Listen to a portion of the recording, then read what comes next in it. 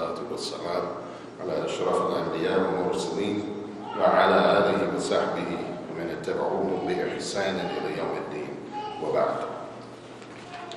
Alhamdulillah, most of you've probably known me or you've seen me somewhere before. I've been a part of this community for about 25 years. And alhamdulillah, I'm humbled by the number of my elders and teachers and examples that are in this room right now. And this, mashallah, this is the qadr of Allah. There is nothing that we can attain to of our own. He makes things happen. Where now, after sitting so many times at the feet of these men and listening to them and learning from them and taking lessons from them, now I'm the one standing up and they're the ones sitting down. This is only because of Allah. This has nothing to do with the individual before you.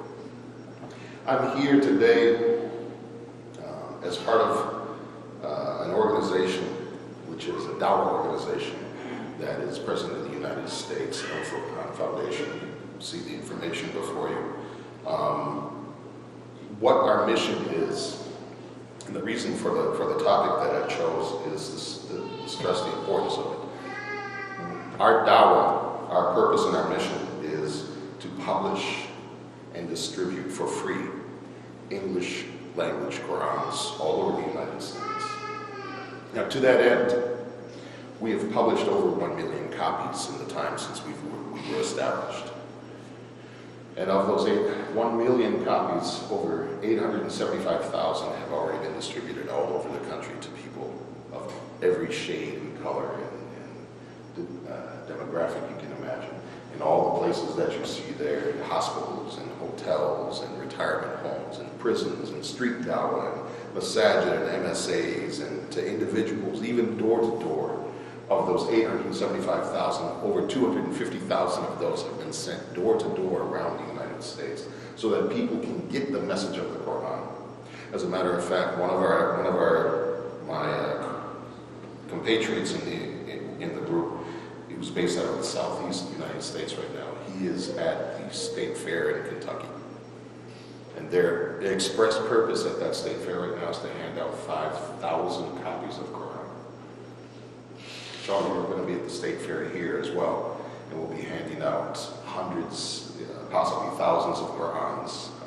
We're going to be doing that very, very much. So we're here to spread the word of what it is that we do, let you know that we're here, let you know that there's a resource that you can tap into, whether for the Qur'ans or if you need help with dawah of any kind in the whole region, that we're here, and to find people to help sponsor the continuation of work like this, publishing and distributing the word of Allah so that all those who would hear the word of Allah can, without any barriers, without any restrictions, so that they can, just like Umar radiallahu anh, they can have the opportunity to come into the contact of the word of Allah so that it has an opportunity to change them. Inshallah, I want to end on this, which is the snippet of my story. My story is a very long one because the journey itself is over 8 years long. And my Islam has been for, as I said, almost 25 years now. I'm actually, at the end of the State Fair, I will have officially crossed what I consider a milestone. I will have crossed a point in my life where I have spent more time as a Muslim than I have as anything else. So if I was to describe myself as a former non-Muslim, that would be inaccurate because more of my identity will have been invested in Islam than it will have been in anything else. Especially if you consider the fact that once you enter into Islam as an adult, you enter right from the beginning committed to a path and practicing that path. Whereas as a child, you're affiliated with a group only because of your parents' affiliation or because that's the label that's been stamped upon you. Until you make that conscious decision to walk that path, you don't really have a claim to that path.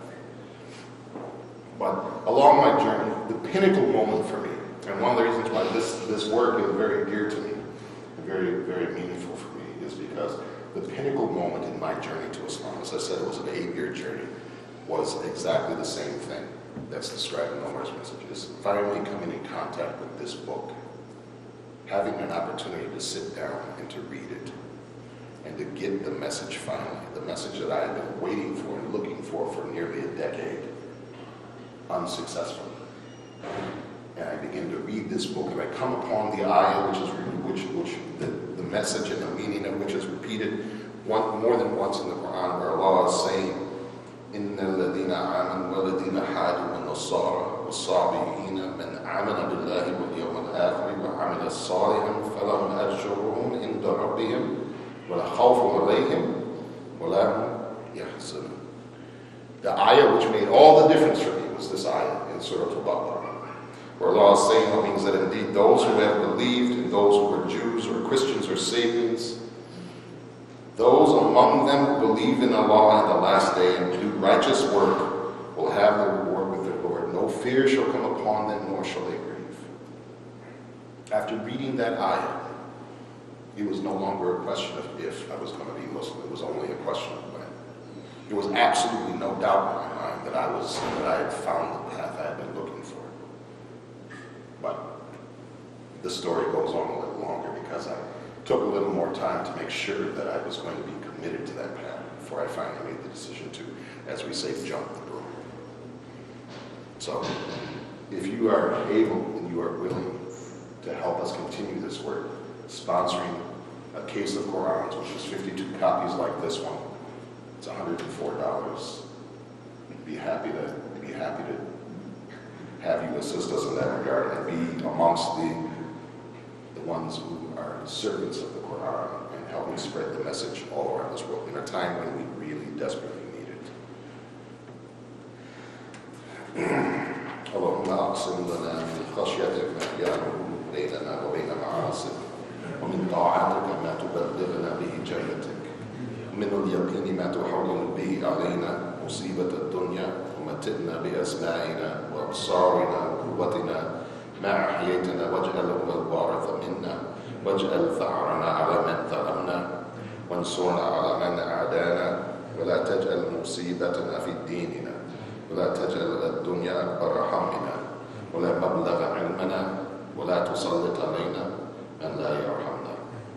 O Allah, portion for us fear of you that shall come between us and disobedience of you, and of obedience to you which will cause us to obtain your paradise, and of certainty which will make the afflictions of the world easy for us, and enjoyment of our hearing, seeing, and strength as long as you keep us alive, and make it the inheritor, yet lasting until we reach death from us, and let our vengeance be upon those who have wronged us, and aid us against those who show enmity towards us, and don't make our affliction in our religion, and don't make this world our greatest concern, nor the limit of our knowledge, and don't give power over us to those who do not have mercy on us.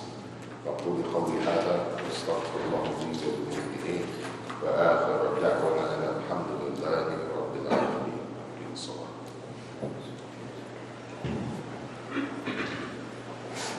الله أكبر الله أكبر أشهد أن لا إله إلا الله وأشهد أن محمدا